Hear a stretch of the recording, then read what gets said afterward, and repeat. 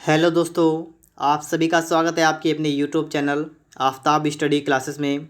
दोस्तों, इस वीडियो में हम लोग क्लास 10 के लिए साइंस के इम्पॉर्टेंट क्वेश्चंस के बारे में यहाँ पर बात करेंगे, जो आपके एग्ज़ाम्स के लिए काफ़ी ज़्यादा इम्पॉर्टेंट हैं। तो आप लोग इस पूरी वीडियो को यहाँ पर देख लीजिएगा, जिससे कि आपको सभी यहाँ पर जो भी आपकी परिभाषाएँ लिखी हुई हैं सभी आपके क्लियर हो जाएँ। तो यहाँ पर हम लोग बात करने वाले हैं आज दृष्टि दोष के बारे में। आपको पता होगा दृष्टि दोष कई प्रकार का होता है। निकट दृष्टि दोष, दूर दृष्टि दोष और वर्णांधता, अविंदुकता और जरा दूरदृष्टिता। तो आपकी जो 5 डेफिनेशंस होती हैं ये आपके एग्ज़ाम के लिए काफ़ी ज़्यादा इंपॉर्टेंट होती हैं। तो प्रत्येक के बारे में यहाँ पर हम लोग डिस्कस करेंगे। तो आप लोग जो है यहाँ पर लास्ट तक बने रहिएगा, जिससे कि आपको प्रत्येक प्रश्न अच्छी तरीके से यहाँ पर क्लियर हो जाए। और हो सके तो आप लोग कॉपी कलम को निकाल लीजिएगा यहाँ से, ठीक है, और देखते भी जाइएगा, नोट करते भी जाइएगा, ठीक है। तो यहाँ पर आप लोग देखेंगे लिखा हुआ है कि निकट दृष्टि दोष क्या होता है और इसका निवारण हम लोग कैसे कर सकते हैं। तो सबसे पहले आपके लिए यहाँ पर लिखी हुई है डेफिनेशन, तो इसको यहाँ पर हम लोग पढ़ते हैं। डेफिनेशन में यहाँ पर क्या लिखा हुआ है कि इस दोष से पीड़ित व्यक्ति को निकट की वस्तुएं तो स्पष्ट दिखाई देती हैं, लेकिन एक निश्चित दूरी से दूर की वस्तुएं स्पष्ट दिखाई नहीं देती हैं। तो इसका मतलब दोस्तों यहाँ पर क्या हुआ, ठीक है। इसका मतलब यहाँ पर ये होगा कि निकट की वस्तुएं आपको बिल्कुल साफ़ दिखाई देंगी, लेकिन दूर की वस्तुएं साफ़ दिखाई नहीं देंगी। कहने का मतलब यहाँ पर यह है कि आँख में जो भी दोष होगा, अगर निकट दृष्टि दोष होगा तो इसमें क्या होगा कि निकट की वस्तुएं स्पष्ट दिखाई देंगी और दूर की वस्तुएं दिखाई नहीं देंगी, ठीक है। समझ गए होंगे आप लोग क्या होता है ये, ठीक है। अब यहाँ पर हम बात करते हैं कि इस दोष को दूर कैसे कर सकते हैं। अगर किसी व्यक्ति की आंख में निकट दृष्टि दोष है तो इस दोष को दूर कैसे कर सकते हैं। तो यहाँ पर लिखा हुआ है कि इस दोष के निवारण के लिए अवतल लेंस का उपयोग किया जाता है, ठीक है। अगर अवतल लेंस का अगर आप चश्मा का उपयोग करेंगे तो ये दोष आपका दूर हो जाएगा। अब थोड़ी सी बात यहाँ पर हम आपको समझाते हैं कि इसको आप कैसे याद कर सकते हैं कि निकट के लिए आपका अवतल लेंस होगा। तो इसको भी आप यहाँ पर समझ लीजिएगा, ठीक है। अब यहाँ पर आपको मैं आपके सामने बना रहा हूँ 2 चीज़ें। एक मैं आपके सामने बना रहा हूँ उत्तल लेंस, ठीक है, उत्तल लेंस, और एक मैं आपके सामने बना रहा हूँ अभी अवतल लेंस, जिससे कि आप समझ सकें यहाँ पर, ठीक है। तो यहाँ पर देखिएगा, आपका उत्तल लेंस जो आपका होता है वो आपका इस टाइप से होता है, ठीक है। उत्तल लेंस जो आपका होता है वो आपका इस टाइप से होता है। अवतल लेंस जो आपका होता है वो आपका इस टाइप से होता है। अब यहाँ पर आप एक चीज़ देखें, यहाँ पर ये वाला आपका दूर दूर है, ये आपका दूर है, और ये वाला आपका निकट है, ठीक है। तो यहाँ पर आप एक चीज़ याद कर लें, अगर आपके एग्ज़ाम में आता है कि निकट दृष्टि दोष के निवारण के लिए किस लेंस का उपयोग करते हैं, तो आप क्या बताएंगे, अवतल लेंस का उपयोग करते हैं निकट दृष्टि दोष के निवारण के लिए। अगर आपके एग्ज़ाम में आ जाए कि दूर दृष्टि दोष के निवारण के लिए किस लेंस का उपयोग करते हैं, तो आप बताएंगे उत्तल लेंस का उपयोग करते हैं। दोनों चीज़ें अगर आपको लेंस पता हैं, अगर आपने देखे हैं, तो आप आसानी से बता पाएंगे, ठीक है, कि अगर आपका निकट दृष्टि दोष होगा तो आप अवतल लेंस का इस्तेमाल करेंगे, अगर आपका दूर दृष्टि दोष होगा तो आप उत्तल लेंस का इस्तेमाल करेंगे। तो निवारण की बात भी आपके समझ में आ गई होगी, ठीक है।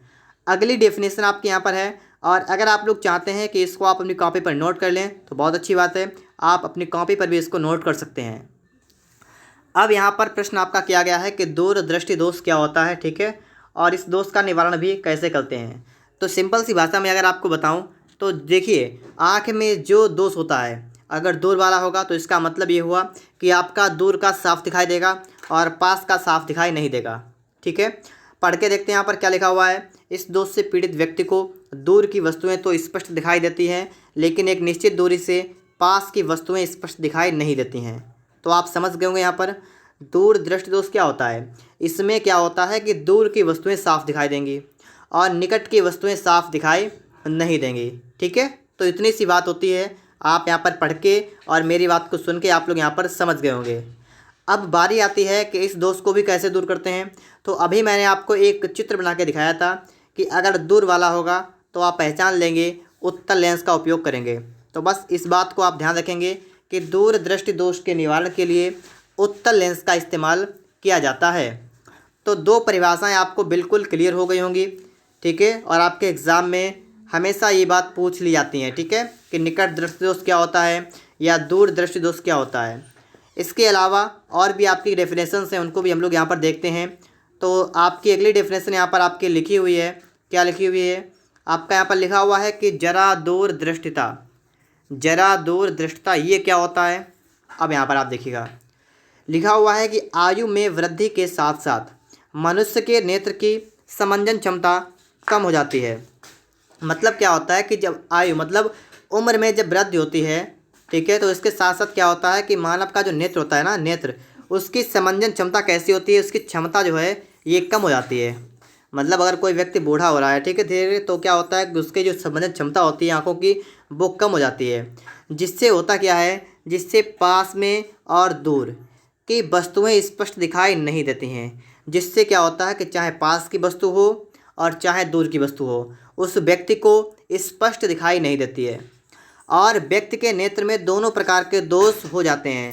और व्यक्ति के नेत्र में क्या होता है कि निकट दृष्टि दोष भी होता है और दूर दृष्टि दोष भी हो जाता है।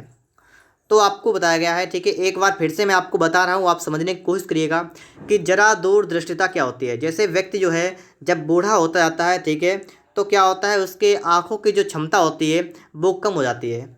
जिससे होता क्या है कि उसको ना ही स्पष्ट रूप से पास की वस्तुएं दिखाई देती हैं और ना ही स्पष्ट रूप से दूर की वस्तुएं दिखाई देती हैं। इसका मतलब उसकी आँख में दोनों प्रकार का दोष हो जाता है। ठीक है, बात क्लियर आप सभी को हो गई। आप इसको एक बार पढ़ सकते हैं, चाहे तो अपनी कॉपी पर नोट कर सकते हैं, जिससे कि अच्छी तरीके से आपको क्लियर हो जाए। तो होता क्या है, ऐसे व्यक्तियों को क्या होता है कि ऐसे व्यक्तियों को द्विफोकसी, ये लिखा हुआ है, द्विफोकसी लेंसों की आवश्यकता होती है। ठीक है, ऐसे व्यक्तियों को द्विफोकसी लेंसों की आवश्यकता होती है। अब मैं यहाँ पर आपको बता रहा हूँ, ठीक है, किस टाइप का आपका द्विफोकसी लेंस होता है। देखिए, द्विफोकसी लेंस क्या होता है, द्विफोकसी लेंस, ठीक है, द्विफोकसी लेंस ये कैसा होता है।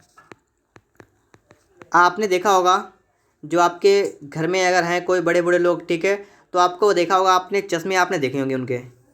तो अगर मैं यहाँ पर चश्मा आपके बना के दिखाऊँ, ठीक, इस तरीके से आपका जो है चश्मा होता है। ठीक है, अब मैं आपके सामने बना के दिखा रहा हूँ। ठीक है, अगर मान लीजिए इस टाइप से आपका चश्मा है, ठीक है, इस टाइप से आपका यहाँ पर मान लीजिए चश्मा है। ठीक है, तो इसमें होता क्या है कि इसमें आपका जो आपका नीचे की साइड में यहाँ पर जो होता है, यहाँ पर आपका ऐसा लेंस लगा होता है जो आपको निकट का दिखाए। ठीक है, और इसके बाद में थोड़ा ऊपर जो होता है वो आपका लेंस अलग लगा होता है। तो जो इस टाइप के आपके लेंस लगे होते हैं ना, ये लेंस लगे होते हैं, इन्हें कहते हैं हम लोग द्विफोकसी लेंस। ठीक है, क्या कहते हैं इसे, इसे कहते हैं द्विफोकसी लेंस। और ये जो होता है, जो आपकी आँख में दोष होता है, उसका नाम क्या होता है, जरा दूरदृष्टिता। ठीक है, अब यहाँ पर आप सभी को क्लियर होगा। आगे देखिए, इसके बाद अगला पॉइंट आपका यहाँ पर लिखा हुआ है, क्या लिखा हुआ है, अबिंदुकता। अब बात करेंगे यहाँ पर कि अबिंदुकता क्या होता है। लिखा हुआ है कि इस दोष से पीड़ित व्यक्ति को सामान्य दूरी पर स्थित क्षैतिज और ऊर्ध्वाधर रेखाएं एक साथ स्पष्ट दिखाई नहीं देती हैं। मतलब क्या है, क्षैतिज का मतलब होता है इस टाइप से आपकी रेखाएं हों, और ऊर्ध्वाधर का मतलब होता है इस टाइप से आपकी जो रेखाएं हैं। ठीक है, तो ये जो आपकी रेखाएं हैं ना, ये एक साथ दिखाई नहीं देती हैं, ये यहाँ पर आपको बताया गया है। ठीक है, क्लियर हुई बात आपको यहाँ पर। फिर आपका आगे लिखा हुआ है कि इस दोष के निवारण के लिए, तो इस दोष के निवारण के लिए क्या होता है, इसके लिए बेलनाकार लेंसों का उपयोग करते हैं। तो यहाँ पर आपका लिखा हुआ है, ठीक है, लिखा हुआ है इस दोष के निवारण के लिए बेलनाकार लेंसों का उपयोग किया जाता है। बेलनाकार लेंस का मतलब कैसा होता है, लेंस थोड़ा आपका मोटा होगा, ठीक है, और बेलन के आकार का होगा। ठीक है, तो उस लेंस का इसके लिए उपयोग करेंगे। और लास्ट आपका यहाँ पर पॉइंट बचा हुआ है, इसको आप देखेंगे यहाँ पर लास्ट वाला आपका जो पॉइंट बचा है उसे कहते हैं वर्णांतता। अब वर्णांतता होता क्या है, ठीक है, ये भी आपको समझना है। आँख का वह दोष जिसके कारण हम कुछ रंगों में भेद नहीं कर पाते हैं, इसे वर्णांतता कहते हैं।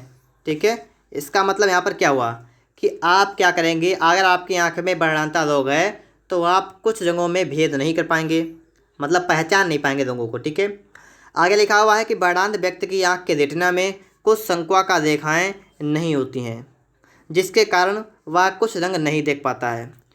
ठीक है, तो मतलब संक्वाकार रेखाएं न होने के कारण कुछ रंग दिखाई नहीं देते हैं। आगे लिखा हुआ है यह एक आनुवंशिक रोग है और इसका कोई उपचार नहीं है। कहने का मतलब क्या है, अगर किसी व्यक्ति की आँख में वर्णांतता है तो वर्णांतता जो आपका रोग होता है वो आनुवंशिक होता है, पीढ़ी दर पीढ़ी चलता है। ठीक है, आप इसका कोई भी इलाज नहीं करा सकते हैं। और इसमें आपको कौन कौन से रंग पहचानने में दिक्कत होती है मैं आपको वो बता दूं। वर्णांता जिस व्यक्ति में होता है वो आपके जो प्राथमिक रंग होते हैं, ठीक है, जो आपके प्राथमिक होते हैं, लाल है आपका, एक आपका है नीला और एक आपका है हरा। इन 3 रंगों में डिफरेंस करना उसके लिए मुश्किल हो जाता है, ठीक है, जिसकी आँख में वर्णांता होता है।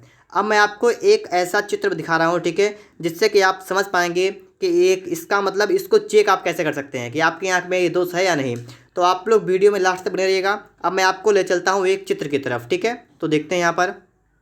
तो यहाँ पर आप लोग देखेंगे आपके सामने बना हुआ है एक चित्र, और इसमें आपके जो है यहाँ पर आप देख सकते हैं, यहाँ पर आपके बिंदी टाइप के रखे हुए हैं, ठीक है, और उनसे ही आपका यहाँ पर ये बना हुआ है, ठीक है। और इसके अंदर क्या है, इसके अंदर आपके अक्षर लिखे हुए हैं, मतलब अंक लिखे हुए हैं, ठीक है, गणित के अंक यहाँ पर हैं। अगर आपको ये अंक साफ दिख रहे हैं कि इस वाले में आपका कितना लिखा हुआ है, अगर आप देखिएगा, अगर आपको यहाँ पर दिख रहा है कि इस वाले में आपका 7 लिखा है, तो इसके अंदर 7 है, ठीक है, तो इसका मतलब आपके जो आंखों में वर्णांता है वो नहीं है। यहाँ पर तो आपको साफ दिखाई दे रहा होगा, ठीक है। यहाँ पर आपका लिखा हुआ है 13, यहाँ पर आपका लिखा हुआ है कितना, 16 लिखा हुआ है, यहाँ पर आपका लिखा है 8, यहाँ पर आपका लिखा है 12 और यहाँ पर आपका लिखा हुआ है 9। अगर आपको ये सभी अंक बिल्कुल साफ दिख रहे हैं तो इसका मतलब दोस्तों ये हुआ है कि आपकी आँख में वर्णांता नहीं है। जिस व्यक्ति की आँख में वर्णांता होगी उसको ये नहीं दिखेंगे, उसको पूरा ये गोला जो आपका बना हुआ है ये पूरा एक जैसा दिखेगा, ठीक है। और जिसकी आँख में दोष नहीं है उसको तो यहाँ पर आपके जो अंक लिखे हुए हैं वो आसानी से यहाँ पर दिख जाएंगे। तो ऐसे ही आपकी वर्णांता की जांच की जाती है। इसके लिए और भी कई तरीके होते हैं, ठीक है, जिनमें से मैंने आपको यहाँ पर एक बता दिया है। अगर अब आप सभी को वीडियो अच्छा लगा है तो आप लोग वीडियो को एक लाइक करिएगा। अगर आप लोग चैनल पर नए हैं तो आप लोग चैनल को सब्सक्राइब भी कर लीजिएगा।